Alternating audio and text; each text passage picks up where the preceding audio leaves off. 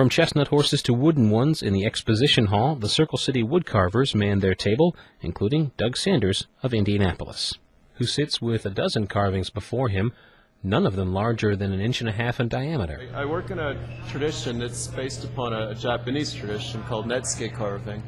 And Netsuke were used by men as toggles to suspend whatever they needed to carry along their belts, because kimono didn't have pockets traditionally. And so nowadays, even though that function doesn't exist anymore, there are still carvers around the world. And I'm just kind of taking a contemporary slant on that Japanese tradition. What interested you first about working in that tradition and in this medium? Well, two things really. I've always just kind of had an interest in the natural world, especially the little things that kind of you walk by and miss sometimes, little seeds or little nutshells or insects and so forth. And so just naturally that miniature scale of nature takes well to a miniature scale of carving.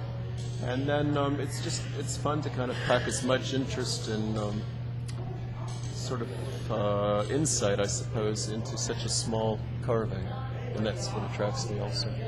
Do you ever decide that you need to refresh your cache of ideas and try just for 1 week working in large scale 8-inch pieces of wood, or do you never find difficulty finding something else small? Yeah, there's never a dry spell, and I've got a whole sort of traffic jam of ideas still in my head, and each carving takes about a month.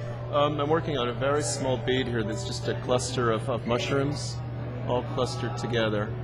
And then my wife actually makes the cords, and people wear them as jewelry and that sort of thing. But if I was to go large scale, I'd have to buy a whole new tool set. Most of my chisels are kind of 3 millimeters or smaller, and very small carving knives too. I guess they would offer tool sets, I suppose. One never thinks of these things unless one is in the discipline. That's right.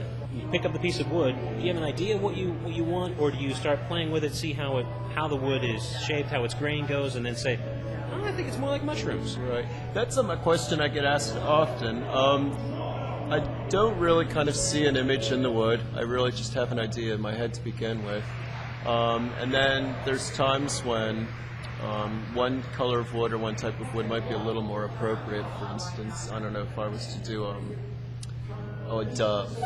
It might not look so nice in a dark brown wood, but a really nice white holly wood might look nice for a nice white dove. But generally, no, the idea comes first, and the wood is just really my raw material, not my inspiration. How does the size and the discipline of working in miniature, how does that affect you? Do you approach it with a lot of energy? Do you try to work in slow repose so you don't make any big mistakes? Right. Well, when I went to art school, I actually tried painting big 6-foot sort of canvases and real gestural brushstrokes, and I was never very good at that, and I think I've got a temperament suited to detail. And I've noticed that you really do have to kind of calm yourself before you sit down and carve on this scale. If you've got some tension or whatever, your hands will get tired, or you're more likely to kind of cut yourself accidentally because you're putting so much force into your carving. But it's nice just to sit down and relax and spend 2 or 3 hours at a sitting in carving. The carvings each take about 25 or 30 hours, so generally I spend about a month per carving.